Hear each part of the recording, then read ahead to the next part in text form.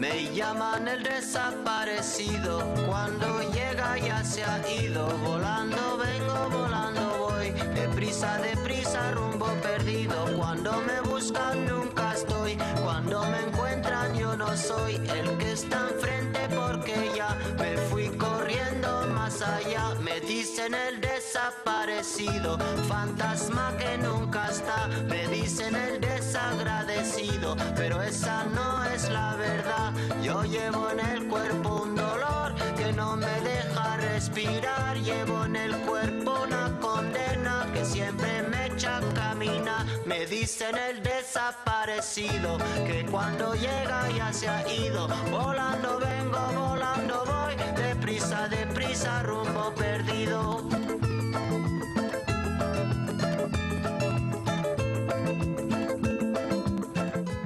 Manu Chao, Desaparecido, here on Democracy Now!, democracynow.org, The War and Peace Report. I'm Amy Goodman.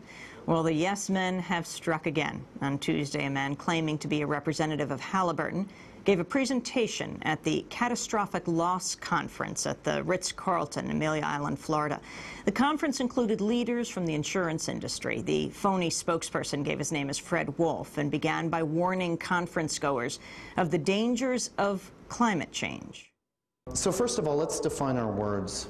What do we mean when we say safety?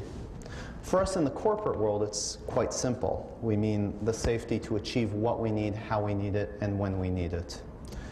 Insurance firms are also concerned with a special case definition of safety, which is the safety of people. Because their own safety depends so much on this special case definition of safety, insurance has become extremely worried about some grave new dangers to people that we're seeing in the world around us today. And I'm of course talking about climate change and the disasters that it brings. To make things worse, there are some who believe that this is only the start, and that the sort of experiences we've seen here are just the minor beginning to what could happen. For example, Arctic melt has slowed the Gulf Stream by about 30% in the last decade. If it stopped, Europe would become just as cold as Alaska. It could go the other way. Methane released from melting permafrost could cause a heating cycle, a feedback loop as we call it, making human life essentially unlivable outside air-conditioned hotels like this one. But panicking is not the answer either, of course. If we panic and try to stop climate change, 70% of our carbon emissions have to come to a stop immediately, which would be a rather huge blow to our way of doing business. But I can personally guarantee you that level heads will always be able to turn lemons into lemonade. Consider the Black Plague. This was an unspeakably rotten event, of course, in which 1/3 of Europe's population died in great agony. No one, of course, would wish such a thing on any civilization. Yet without it, without the Black Plague, the old business models of Europe would never have been overturned by the entrepreneurs of the Renaissance. And what would the world be without the Mona Lisa? Or closer to home, how about the Great Deluge?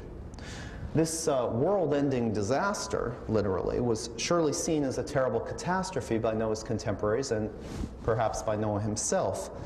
Yet Noah was ready to seize the day, and at the end of that day, not only was there a whole new world, but Noah found himself with a monopoly of the animals. Innovations like these could turn some major disasters into as humdrum a fact of life as glaucoma, meningitis, or gallstones are to the medical insurance industry today. For those of us in positions of responsibility, however, who might have to take charge in a crisis, even more innovative solutions are necessary. We can't be satisfied with survival. We have to guarantee at every instant the capacity and resources to keep our thumbs firmly on the triggers of progress. Fred Wolf, or so he said he was, well, one of the yes men posing as a corporate spokesperson for Halliburton at a LexisNexis conference called Catastrophic Loss at the Ritz-Carlton in Amelia Island, Florida. The corporate impersonators went on to tell the conference goers that Halliburton had come up with a new invention, the Survivable, an orb-like inflatable suit that would keep corporate managers safe from global warming. Well, Fred Wolf suited up into the Survivaball as fellow Yes Man Mike Bonanno introduced the new technology. A few years ago, we were asked to take on a big challenge. In the R&D department at Halliburton, we're usually dealing with oil rigs, things like that, drilling, questions of energy extraction. And they gave us a big challenge. In 2001, they said, we want something that's going to be able to save a human being no matter what Mother Nature throws at him. And so this is the answer. This is the Halliburton Survivaball. As some of you probably know, amoebas can gather together. These are designed like amoebas, as single cells. But they can gather together and actually form another body. They aggregate and they differentiate function. And so these one-celled organisms come together as a single body. Yes Man Mike Bonanno introducing the Survivaballs to corporate executives at the Catastrophic Loss Conference in Florida Tuesday. The suits look like large plastic bubbles with 6 hands, 2 speakerphone-looking ears, and an opening for the executive's face. The Yes Men hoax comes less than 2 years after a Yes Man member appeared on the BBC claiming to be a spokesperson for Dow Chemical. He said Dow was taking responsibility for the Bhopal chemical disaster, forcing the company to remind the world it did not take responsibility for the disaster and that there was no compensation fund set up for the victims. Well, we're joined now by one of the Yes Men. Yes, Andy Bichlbaum, or so he tells us his name is. Welcome, Andy. Thanks a lot. So you explain what happened here. This is a formal conference, insurance executives on Amelia Island in Florida. LexisNexis is the sign under the podium. How were you invited as a spokesperson for Halliburton? Same way we've been invited to a lot of these things. You know, we set up a fake website and one thing led to another. What was the website? HalliburtonContracts.com, and you can see our full release about the Survivaball on that site now. At the time it looked, it didn't have anything about the Survivaball on the front. They just, you know, it looked like a Halliburton site, and one thing led to another. They emailed you, and there you were as a spokesperson. And then you suited up in this mass ball. Yeah, I had one ball on. It would protect me under any climate change conditions, you know, any natural disaster arising from our misuse of the environment. I, as a corporate manager, would be safe in this thing, and 2 of the other people at the conference, actually the moderator and the other panelist, also suited up, and there we were. A gated community of 1, each of these balls. Each, yeah, 3 gated communities, each of 1. Yeah. When did the insurance executives start catching on? Well, never.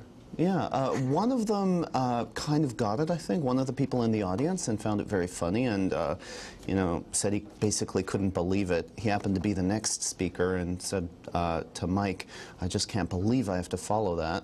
And that was hysterical. Do you guys make a living at this? He clearly got it, but nobody else did. There were 3 questions afterwards, and I have to say I was flabbergasted to hear the first one. It was, this is great, but what about terrorism? I mean, this must be useful against terrorism. And we had to explain that, well, you know, it's mainly, it's got a bit of defensive capability, some elementary RPGs, and maybe some other, you know, torpedo launchers, but basically inside the Survivaball? Inside the Survivaball, but mainly that's for use against affluent members of the community who are trying to destroy your you know, of the neighboring community, because those are the only people who can afford at that point to travel. You know, terrorism from the Middle East or whatever, we're just not, that's out of the picture at this point. For our radio listeners, I just want to let you know what the ball looks like. You become an inflatable ball. Yeah, a giant, I guess about 6 feet diameter ball with a face right in the middle of it. Now, Andy Bichlbaum, so you say you are, this comes 2 years after your event. Is it 2 years or 1 year after the Dow Chemical imposing as a Dow Chemical spokesperson on the anniversary of the Bhopal disaster, and actually being interviewed by BBC because they emailed you on a Dow Chemical website, or so they thought it was. Right. They were looking for a spokesperson for Dow to issue a statement on the 20th anniversary of the Bhopal catastrophe, and they emailed us instead at dowethics.com instead of dow.com. Were you Jude Finisterra? Yeah, I was Jude Finisterra. And how did you choose that name? Jude is the patron saint of the impossible, and Finisterre is end of the earth.